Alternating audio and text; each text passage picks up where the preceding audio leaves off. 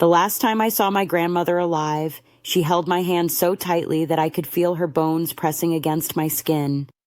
Her grip was weak, but her eyes burned with something fierce, something I would not understand until months later when the world I thought I knew crumbled around me, and I discovered that the people who were supposed to love me had been plotting against me my entire life. My name is Caroline Mitchell, but everyone who matters calls me Carrie. I am 34 years old, and I teach English literature at a secondary school in a small town in Vermont.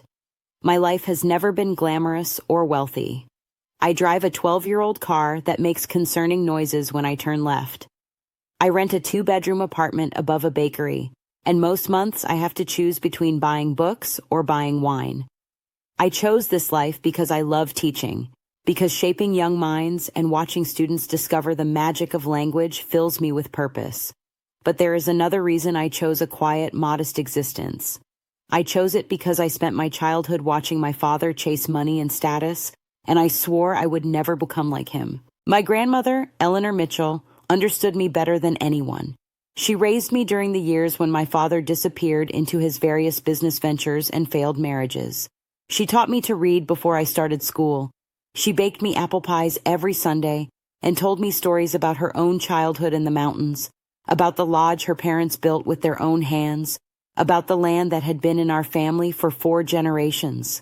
That lodge, nestled in the Green Mountains of Vermont, was more than a building to me. It was every happy memory I had. It was the smell of pine and wood smoke, the sound of my grandmother's laughter echoing through the great room, the feeling of being safe and loved in a world that often felt cold and indifferent. When my grandmother died, I thought the worst pain I would ever feel was losing her. I was wrong. The worst pain came later when I discovered that my own father had been waiting for her to die so he could steal everything she left me. Let me tell you the whole story from the beginning, because you need to understand the depth of this betrayal. You need to understand how someone who shares your blood can look you in the eyes and smile while they are destroying your life behind your back. My father, Derek Mitchell, left my mother when I was 3 years old. He left her for a woman named Vanessa, a real estate agent with bleached blonde hair and a smile that never reached her eyes. My mother, broken-hearted and humiliated, moved back to her hometown in Oregon, taking me with her. For the next 5 years, I saw my father twice in 5 years. He sent birthday cards sometimes, usually late, always with a $20 bill tucked inside as if that could replace his presence. When I was 8, my mother died in a car accident. A drunk driver ran a red light and took her from me in an instant. I remember the police officer who came to my school, the way he knelt down to my level and told me that my mommy was in heaven now. I remember screaming and crying and not understanding why the world could be so cruel. And I remember what happened next, the thing that shaped the entire trajectory of my life. My grandmother, my father's mother, drove across the country to get me. She did not hesitate. She did not consult with lawyers or social workers or anyone else. She simply got in her car and drove for 3 days straight. And when she arrived, she held me in her arms and told me that I was coming home with her, that I would never be alone again. My father did not fight for custody. He did not even come to my mother's funeral. Vanessa was pregnant with my half-brother Theo, and my father had apparently decided that one child was enough, that I was a reminder of a past he would rather forget. My grandmother never forgave him for that.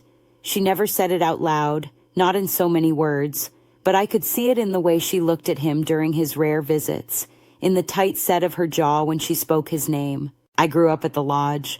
My grandmother converted one of the guest rooms into a bedroom for me, painted it a soft lavender color because that was my favorite. She enrolled me in the local school and made sure I had everything I needed. She worked hard to maintain the lodge, renting it out during the summer months to tourists who wanted to escape the city, hosting weddings and family reunions in the grand ballroom that overlooked the mountains. The lodge was not just our home, it was our livelihood, and my grandmother ran it with fierce determination and unwavering pride. My father resented the lodge. He had grown up there, but he had always felt trapped by its remoteness, by the hard work it required, by the fact that his mother valued tradition and history over profit and modernization. When he was young, he had wanted to sell the property and use the money to invest in real estate in the city. My grandmother refused. The lodge was not just a building to her. It was her parents' legacy, her husband's memory, her life's work. She would never sell it. This disagreement festered between them for decades. My father accused my grandmother of being stubborn and old-fashioned. My grandmother accused my father of being greedy and short-sighted. They rarely spoke, and when they did, their conversations were stiff and formal, filled with unspoken resentments and old wounds. I tried to stay neutral for years, tried to maintain relationships with both of them, but the truth was that my father had abandoned me and my grandmother had saved me. There was no neutrality in that equation. There was only gratitude and love on one side, and pain and disappointment on the other. When I turned 18, my grandmother sat me down in the kitchen and told me something that would later become the most important piece of information in my life. She told me that the lodge was mine, not my father's, not anyone else's, mine. She had updated her will years ago, after my mother died, after my father failed to claim me. She wanted me to know that no matter what happened, no matter what my father tried to do, the lodge would be protected. I did not think much about it at the time. I was 18, focused on college applications and first loves, and all the small dramas that consume you when you are young. My grandmother was healthy and vibrant, and the idea of her dying seemed impossibly distant. But she was wise enough to know that the future is never guaranteed, and she was careful enough to make sure I understood her intentions. I went to college in Boston, studied English literature, graduated with honors. I got a teaching certification and took a job at a school in Vermont, close enough to the lodge that I could visit my grandmother every weekend. We fell into a comfortable routine: Friday night dinners, Saturday morning hikes, Sunday afternoon pie baking. Those years were some of the happiest of my life. My grandmother grew older, of course. Her hair turned fully gray, then white. Her movement slowed. She developed arthritis in her hands that made it difficult to knead dough, but her mind remained sharp, and her spirit remained strong. She continued to manage the lodge, though she hired more help as the years went on. A local woman named Patricia came 3 times a week to clean and cook. A handyman named Tom took care of repairs and maintenance. The lodge was still booked solid during peak season, still hosted weddings and reunions, still stood as a testament to 4 generations of Mitchell family history. And then, about 2 years ago, my grandmother was diagnosed with cancer. Pancreatic cancer, the worst kind. The doctors gave her 6 months to a year. She took the news with remarkable calm, as if she had been expecting it all along. She told me that she had lived a good life, a full life, and that she was ready to join her husband in whatever came next. I was not ready. I would never be ready. But I respected her wishes when she said she did not want aggressive treatment, when she said she wanted to spend her remaining time at the lodge, surrounded by the mountains she loved. Those final months were both beautiful and devastating. I took a leave of absence from my teaching job and moved back into my old lavender bedroom. I spent every day with my grandmother, listening to her stories, holding her hand, trying to memorize every detail of her face so I would never forget. My father visited exactly twice during those months. The first visit lasted 3 hours. He brought flowers and a forced smile and asked questions about the lodge's finances that made my grandmother's eyes narrow with suspicion. The second visit lasted less than an hour. He came with Vanessa, and they spent most of the time walking around the property, taking photographs, whispering to each other when they thought no one was watching. I should have known then that something was wrong. I should have questioned their sudden interest in a property they had ignored for decades. But I was too consumed by grief to think clearly. I was too focused on my grandmother to pay attention to the vultures circling overhead. My grandmother died on a cold February morning, just after sunrise. I was holding her hand when she took her last breath. The mountains outside her window were dusted with fresh snow, and the light coming through the curtains was soft and golden. It was a peaceful death, the kind of death we all hope for. But peace felt impossible to me in that moment. I felt like someone had reached inside my chest and torn out a piece of my heart. The funeral was small, just the way my grandmother wanted. A few dozen people from the town, some of her oldest friends, Patricia and Tom, my father and Vanessa and Theo. I gave the eulogy. I talked about her strength and her kindness and her love for the mountains. I did not talk about my father. I did not mention his decades of absence or his 2 brief visits during her final months. I was trying to be the bigger person. I was trying to honor my grandmother's memory with grace and dignity. After the funeral, everyone gathered at the lodge for a reception. I was numb, moving through the crowd like a ghost, accepting condolences and casseroles with mechanical politeness. And then Marcus Webb, my grandmother's attorney, approached me with a serious expression on his face. Marcus was a good man, a few years older than me, with kind eyes and a steady demeanor. His father had been my grandmother's attorney before him, and Marcus had taken over the practice when his father retired. He had known my grandmother for years, had visited her often, had helped her update her will multiple times. I trusted him completely. He asked if we could speak privately, and I led him to my grandmother's study, a small room filled with books and photographs and the faint smell of her perfume. Marcus closed the door behind us and handed me a thick envelope. "This is your grandmother's will," he said. "I know this is not the right time, but she asked me to give it to you immediately. She said you would need to read it as soon as possible." I took the envelope with trembling hands, too exhausted to question why my grandmother would want me to read her will on the day of her funeral. I opened it and began to read. The first few pages were standard legal language, the kind of things you expect in a will. And then I reached the important part, and my breath caught in my throat. My grandmother had left me everything. The lodge, the land, the accounts, the investments, everything. She had estimated the value of the estate at approximately $2,350,000, though she noted that the lodge and the surrounding acreage could be worth more depending on market conditions. She had also included several pages of detailed instructions about how she wanted the lodge to be maintained, about her wishes for the property to remain in the family, about her hope that I would continue her legacy. But that was not the part that made my heart stop. The part that made my heart stop was the letter she had included at the end, a handwritten letter addressed to me in her familiar, elegant script. "My dearest Carrie," the letter began, "if you are reading this, then I am gone, and you are holding everything I have worked my entire life to build. I want you to know that giving this to you was the easiest decision I ever made. You are the daughter I always wanted. You are my legacy. But I must warn you about something. I must tell you a truth that I have kept hidden for many years, because I did not want to burden you with it while I was alive.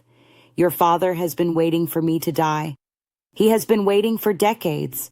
He believes that this property should belong to him, that I have wrongfully kept it from him. He has said as much to me in letters and phone calls and during his rare visits. He has threatened me.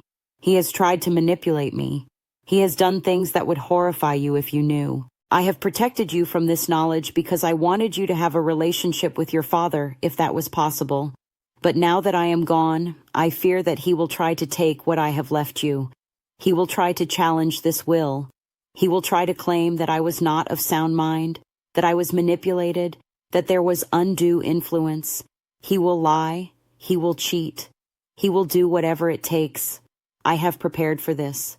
I have worked with Marcus to make sure this will is ironclad. I have kept records of every conversation, every threat, every attempt at manipulation. These records are in a safe deposit box at the bank in town.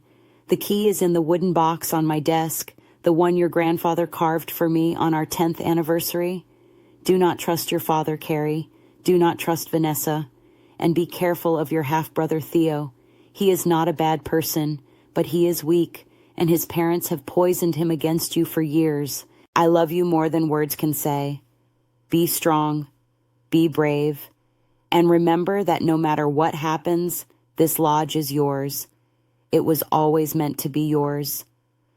Forever your grandmother, Ellie. I read the letter 3 times, each time feeling my heart pound harder in my chest. My grandmother had known. She had known what my father was capable of, and she had prepared for it. She had tried to protect me even from beyond the grave. I looked up at Marcus, who was watching me with a solemn expression. "Did you know about this?" I asked him. "Did you know about my father?" Marcus nodded slowly. "Your grandmother told me everything," he said. "She came to me about 5 years ago, after your father sent her a particularly threatening letter. She was worried about what he might do after she died. She asked me to help her make sure you were protected." He pulled a folder from his briefcase and handed it to me. "This is a copy of the documentation she gathered," he continued. "Emails, letters, recorded phone calls. Your grandmother was meticulous. She wanted to make sure that if your father ever challenged the will, we would have everything we needed to prove his intentions." I opened the folder and began flipping through the pages. There were dozens of documents, stretching back years. Letters from my father demanding money, threatening lawsuits, accusing my grandmother of stealing his inheritance, emails from Vanessa suggesting that my grandmother was mentally unstable, that she should be placed in a care facility so that responsible family members could manage her affairs, transcripts of phone calls where my father outlined his plans to contest any will that did not include him. I felt sick. I felt like the ground had shifted beneath my feet, like everything I thought I knew about my family had been a lie, but there was more, much more, and I would not discover the full extent of my father's betrayal until the weeks and months that followed. 3 days after the funeral, I received a letter from a law firm in Boston. The letter informed me that Derek Mitchell was contesting my grandmother's will on the grounds of undue influence and diminished mental capacity. The letter claimed that I had manipulated my grandmother during her final months, that I had isolated her from her other family members, that I had coerced her into changing her will in my favor. I was stunned, I was devastated, and I was furious. I called Marcus immediately, and he told me that he had been expecting this. He had already been in contact with the opposing counsel, had already begun preparing our defense. He assured me that the will was solid, that my grandmother had taken every precaution, that we would win. But the legal process was just the beginning. My father had other plans, other strategies, other ways to hurt me. Over the next few weeks, I discovered that my father had been working behind the scenes for months, laying the groundwork for his attack even before my grandmother died. He had hired a private investigator to dig into my background, looking for anything that could be used to discredit me. He had contacted my employer, the school where I taught, and made vague accusations about my character and professionalism. He had reached out to people in the town, old friends of my grandmother, and tried to turn them against me with whispered rumors and half-truths. And he had done something else, something that took me much longer to discover. About 6 weeks after the funeral, I was going through my grandmother's files, trying to organize decades of paperwork and financial records. I found a folder labeled property tax and opened it, expecting to find routine documents. Instead, I found something that made my blood run cold. There were copies of correspondence between my father and the county tax assessor. There were documents suggesting that my grandmother had missed several property tax payments, that the lodge was in danger of being seized for back taxes. There were letters threatening legal action if the debts were not paid immediately. I knew this could not be right. My grandmother was meticulous about finances. She had never missed a payment in her life. I called the county tax office and asked to speak with someone about the Mitchell property. After being transferred several times, I finally reached a woman named Barbara who had access to the records. She confirmed my suspicions. The property taxes had been paid on time, every time, for as long as records existed. There were no outstanding debts, no missed payments, no threats of seizure. But she told me something else, something that made my stomach drop. About a year ago, she said, a man had come into the office claiming to be representing the property owner. He had asked about the tax status, about the procedures for seizure, about what would happen if the taxes went unpaid. He had been very interested in the process, very detailed in his questions. Barbara could not remember the man's name, but she remembered what he looked like. Tall, well-dressed, graying hair, expensive watch. He had been charming, she said, but something about him had felt off. She was describing my father. I thanked Barbara and hung up, my mind racing. What had my father been planning? Why had he been asking about tax seizures? And why were there fake documents in my grandmother's files suggesting that she had missed payments? I called Marcus and told him what I had found. He was quiet for a long moment, and then he said something that chilled me to my core. "Carrie," he said slowly, "I think your father was planning to steal the property before your grandmother died. I think he was going to forge documents, claim that she owed back taxes, and try to have the property seized. Then he could buy it at auction for a fraction of its value. It was a bold scheme, almost unbelievably brazen, but it made a terrible kind of sense. My father had spent decades resenting my grandmother's control over the lodge.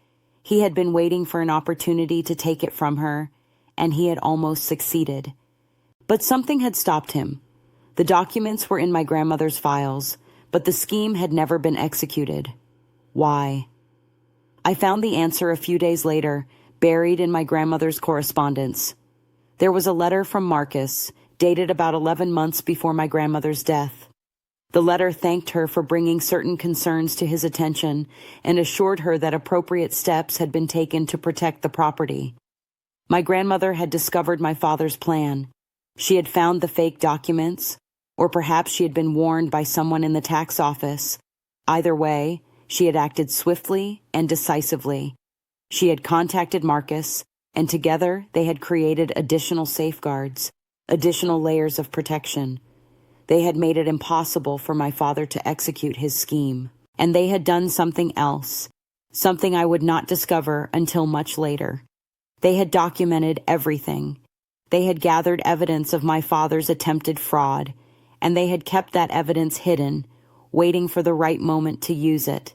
The legal battle over the will dragged on for months. My father's attorneys were aggressive, filing motion after motion, demanding depositions and discovery and hearings. They argued that my grandmother had been suffering from dementia during her final years, that I had taken advantage of her confusion, that the will did not represent her true wishes. Marcus fought back with equal intensity.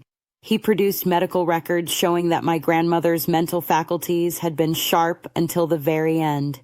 He produced testimony from her doctors, her friends, her accountant, all confirming that she had been lucid and capable. He produced the documentation she had gathered, the evidence of my father's threats and manipulation. And he produced something else, something that proved to be the turning point in the case, a video. My grandmother, wise and cautious as always, had recorded herself reading her will aloud. She had done it 6 months before her death, while she was still healthy enough to speak clearly and move without assistance. In the video, she explained her wishes in detail. She explained why she was leaving everything to me. She explained her relationship with my father, his decades of absence, his threats and attempts at manipulation, and she looked directly into the camera and said words that I will never forget. "I am Eleanor Mitchell," she said, "and I am of sound mind and body.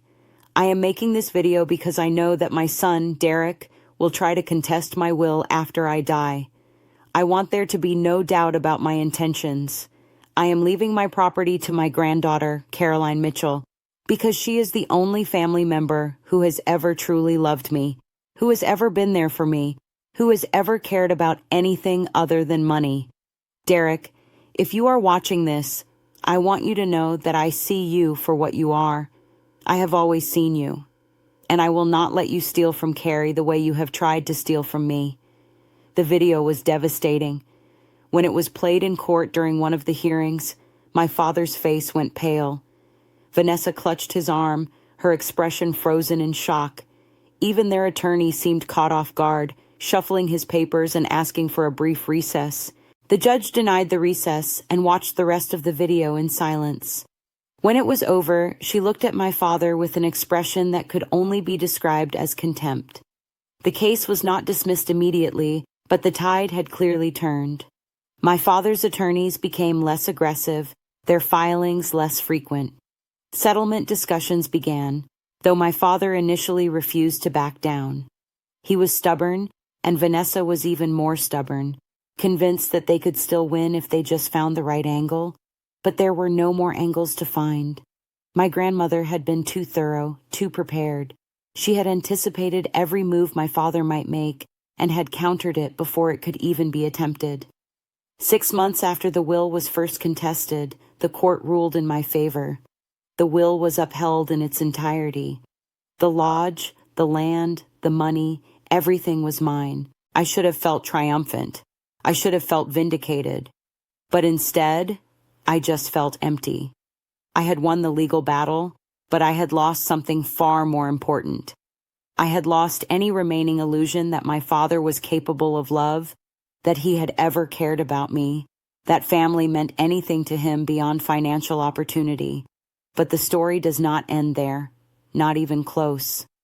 After the court ruling, I expected my father to disappear, to slink back to his life in Connecticut and leave me alone. But I underestimated his rage and his desperation. About a month after the ruling, I started receiving strange phone calls, hang-ups at odd hours, heavy breathing on the line. I changed my number, but the calls continued. Someone had access to my new number, someone who should not have had it. Then the letters started. Anonymous letters sent to my home, to my school, to the lodge. The letters were filled with vile accusations, claiming that I had stolen my grandmother's money, that I was a fraud and a thief, that I would be exposed and punished. The handwriting was disguised, but the language was familiar. It was the same language my father had used in his legal filings, the same accusations, the same venomous tone. I took the letters to the police, but they said there was not enough evidence to identify the sender. I hired a security company to install cameras at the lodge to monitor the property for any signs of intrusion. I became paranoid, constantly looking over my shoulder, jumping at every unexpected noise. And then something happened that nearly broke me. I was at the lodge one weekend, going through more of my grandmother's belongings, when I heard a noise from the basement. It was late evening, and I was alone. The sound was faint, like footsteps or the shifting of boxes. I grabbed my phone and called the police, then crept toward the basement door, my heart pounding. The door was slightly ajar, though I was certain I had closed it earlier. I pushed it open and peered down the stairs into the darkness. Someone was down there. I could hear them moving, could see a faint light flickering. The police arrived within 10 minutes, which felt like an eternity. They searched the basement and found nothing, no intruder, no signs of forced entry. But they did find something else. Someone had been going through my grandmother's old filing cabinets, the ones she had kept in storage for decades. Papers were scattered across the floor. Boxes had been opened and rummaged through. Someone had been looking for something. I spent the next week trying to figure out what they might have wanted. My grandmother's financial records were with Marcus. Her important documents were in safe deposit boxes. What could possibly be in those old filing cabinets that someone would risk breaking in to find? The answer came from an unexpected source. About 2 weeks after the break-in, I received a call from Theo, my half-brother. We had never been close, had barely spoken over the years. He had been raised by my father and Vanessa, poisoned against me just as my grandmother had warned. But his voice on the phone was different than I expected. He sounded scared. "Carrie," he said, his voice barely above a whisper, "I need to talk to you. It is about Dad, about what he is planning. I cannot be part of this anymore." We agreed to meet at a coffee shop in a town halfway between us, neutral territory. I arrived early and sat in a booth near the back, watching the door. Theo walked in looking like he had not slept in days. His hair was uncombed, his clothes wrinkled, his eyes red-rimmed and anxious. He slid into the booth across from me and immediately began talking, the words spilling out as if he had been holding them in for years. "Dad is losing his mind," Theo said. "Ever since the court ruling, he has been obsessed with finding a way to get the lodge. He talks about it constantly, stays up all night researching, making phone calls. Mom is just as bad. They have spent a fortune on lawyers and private investigators and God knows what else. They are drowning in debt, Carrie. They have mortgaged their house, maxed out their credit cards.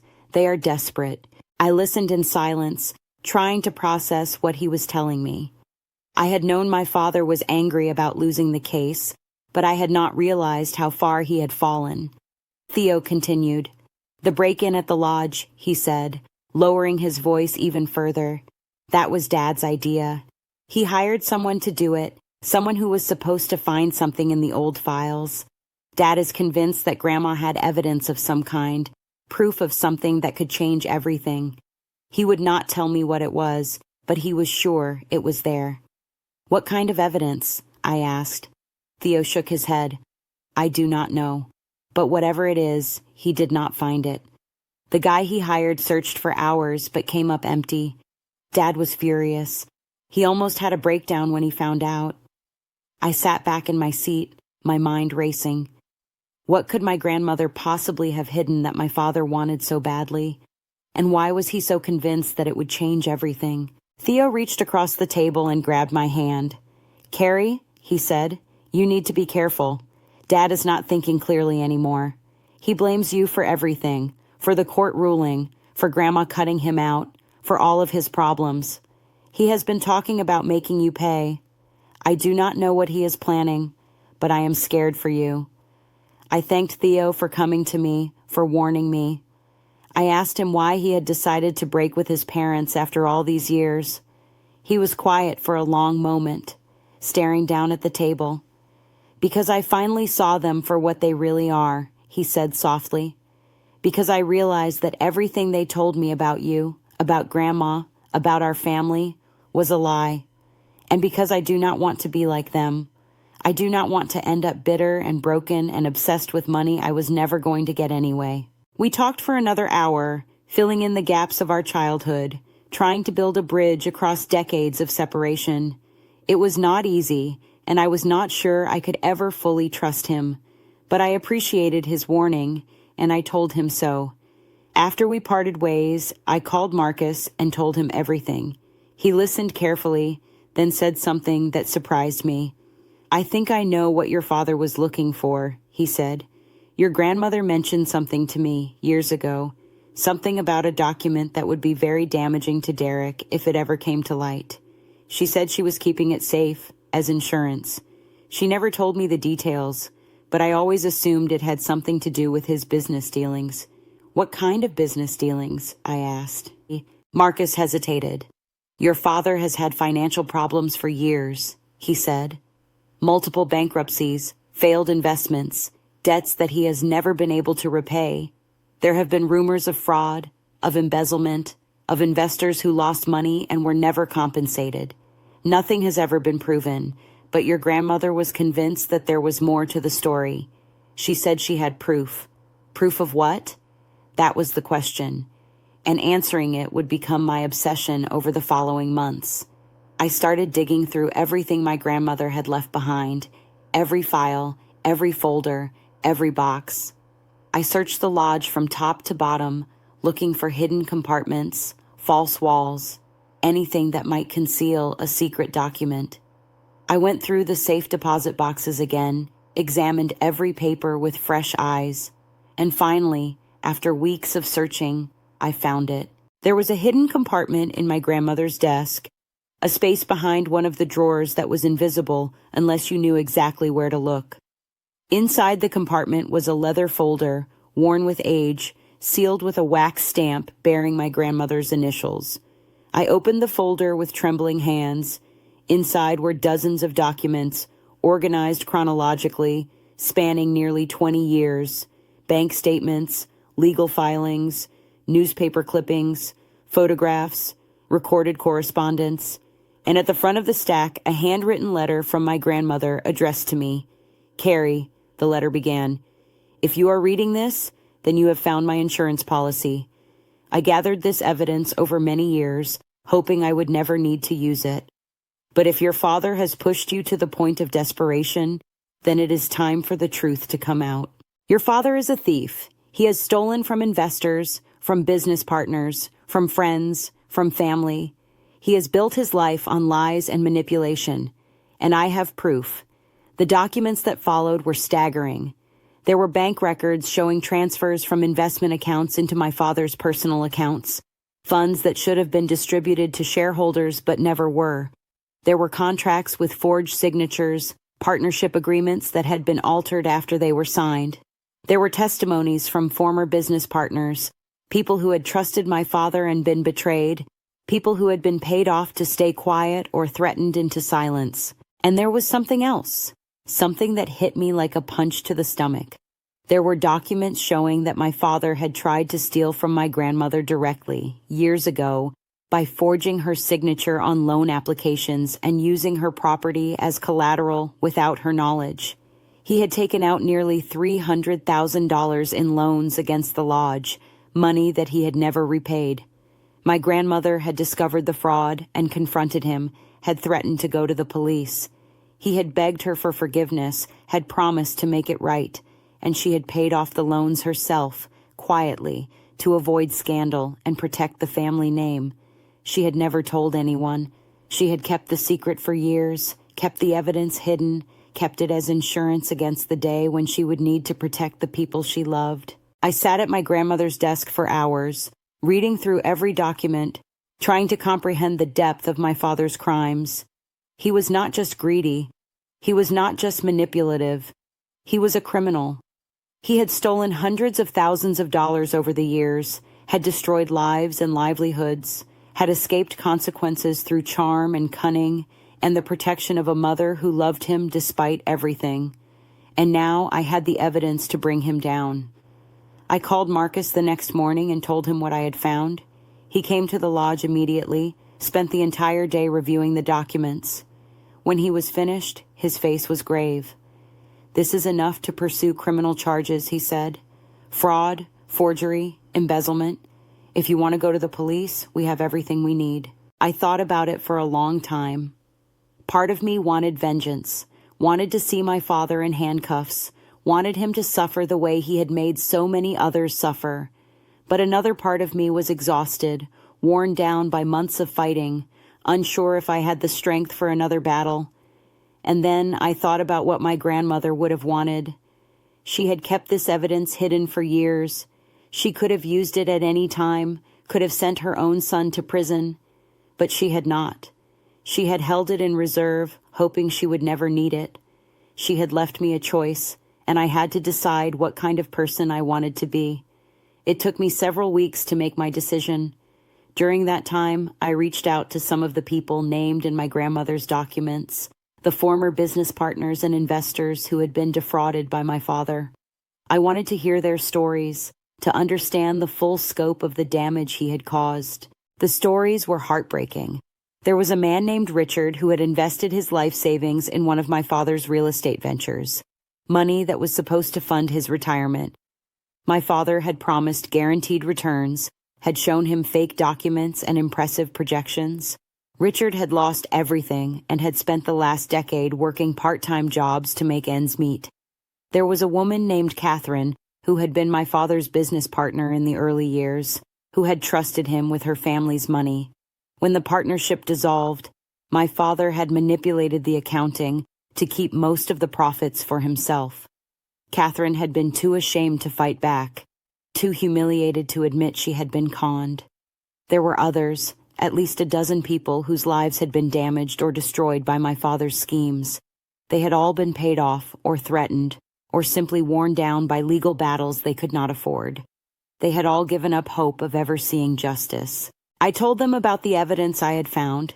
I told them that I was considering going to the police, and I asked them what they wanted me to do. The response was unanimous. They wanted my father to face consequences. They wanted the truth to come out. They wanted justice, even if it came years or decades too late. And so I made my decision. I did not go to the police directly. I went to the press first. There was a journalist in Boston, a woman named Elizabeth, who specialized in investigating white-collar crime. I reached out to her through a mutual contact, explained the situation, showed her the evidence. She was immediately interested. Over the next 2 months, Elizabeth conducted a thorough investigation. She interviewed the victims, reviewed the documents, confirmed the authenticity of the evidence.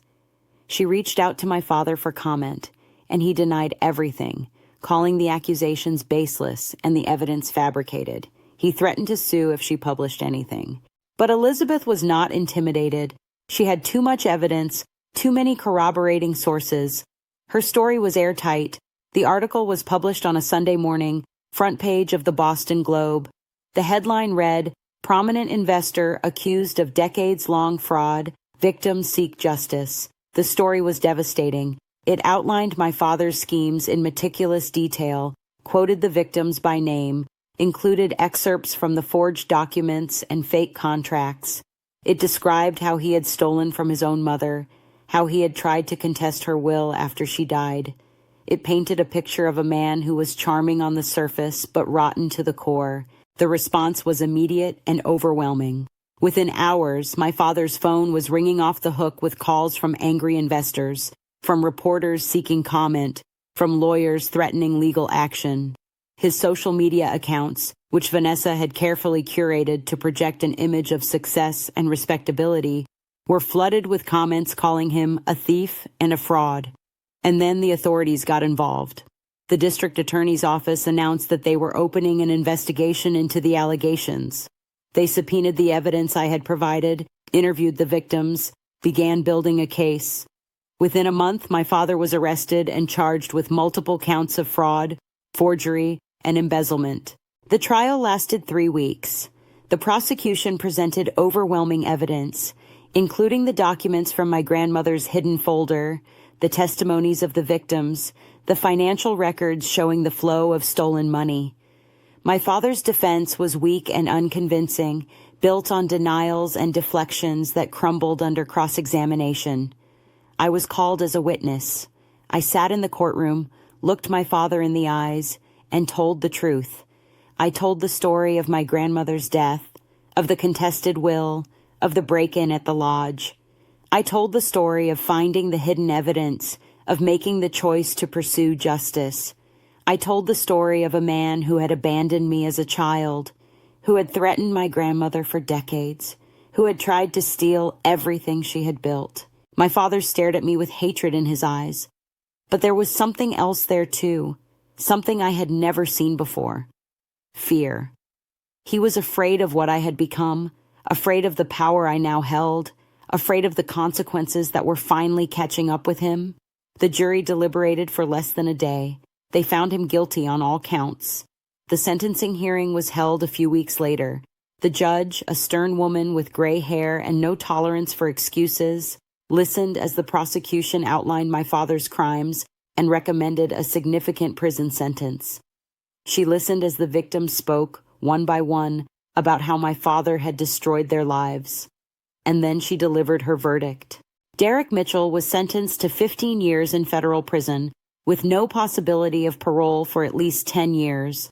He would have to pay full restitution to his victims, which meant selling almost everything he owned.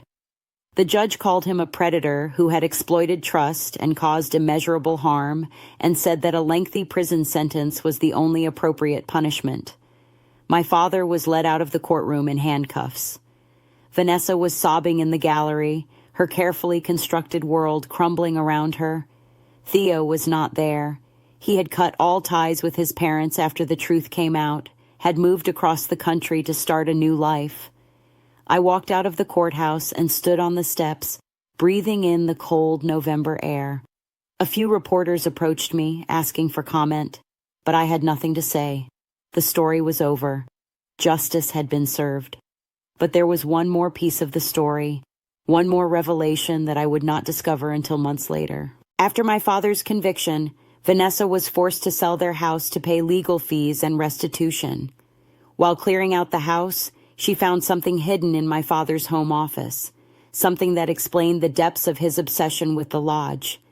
It was a letter from his father, my grandfather, written decades ago when my father was a young man. The letter explained that the lodge had been built with money my grandfather had inherited from his own parents, money that should have been split equally between my grandfather and his brother. But my grandfather had cheated his brother out of his share, had forged documents and manipulated family members to take control of the entire inheritance. The lodge, in other words, had been built on stolen money. My grandfather had been a thief, just like my father. And my father had known? He had known the truth about the lodge's origins his entire life. That was why he had felt entitled to the property, why he had resented my grandmother's control, why he had been so desperate to claim it after she died. He had convinced himself that he was simply taking back what should have been his, that he was correcting an old injustice. But that was a lie he told himself to justify his crimes. The truth was that he had become exactly like his father, a man who stole from family and destroyed lives to get what he wanted. My grandmother must have known too.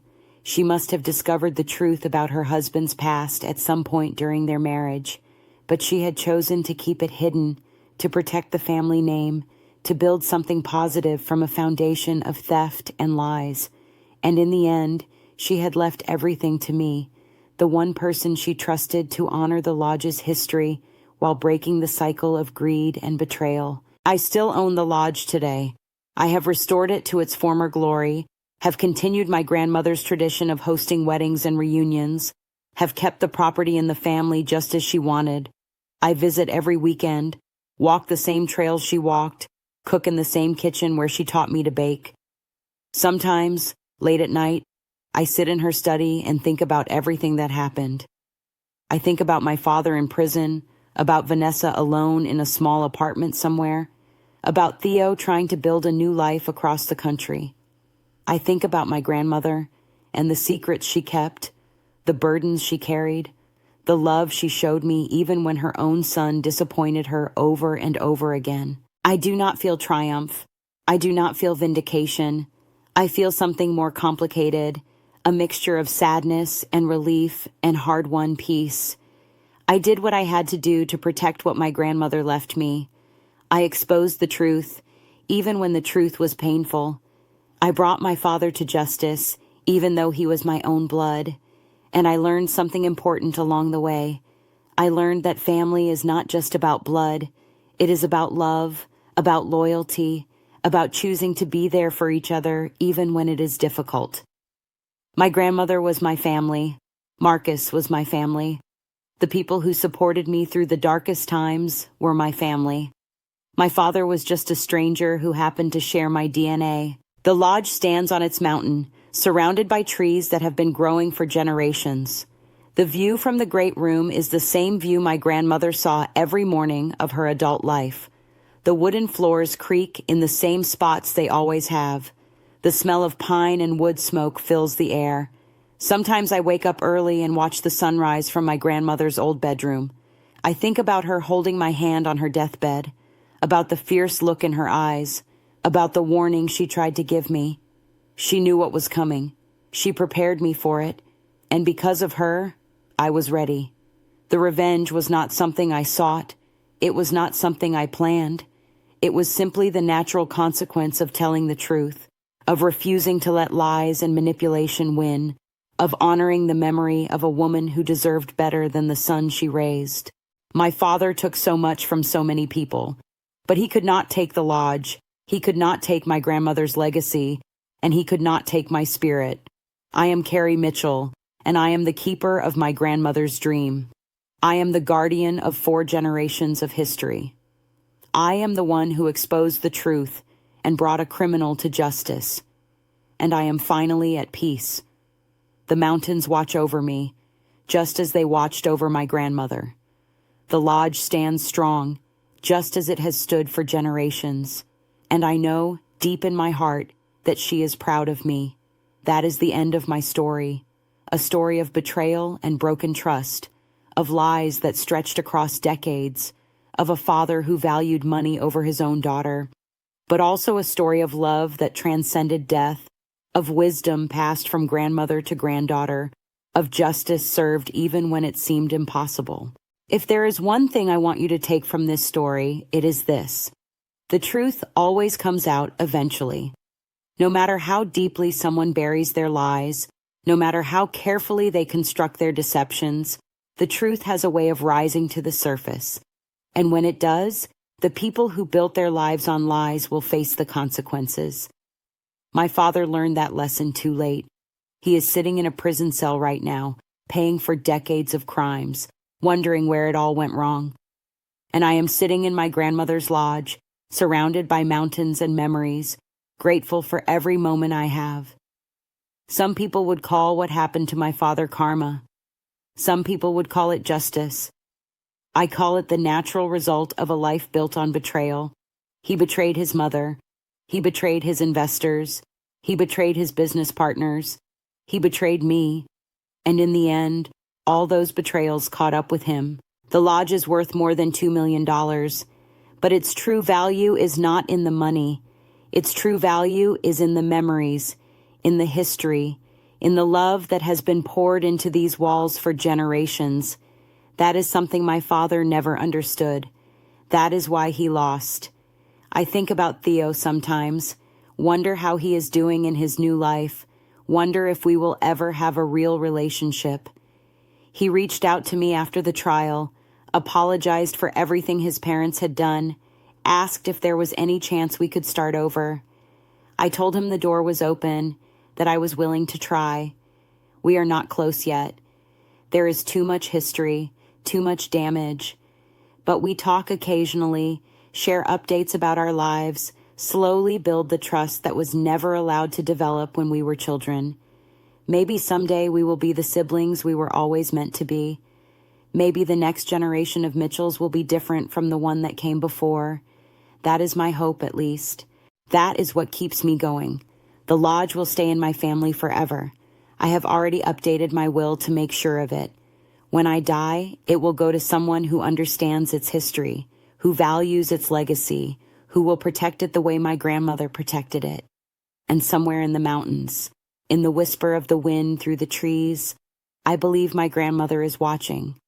I believe she sees what I have done, what I have become, how I have honored her memory. I hope I have made her proud. I know I have made myself proud.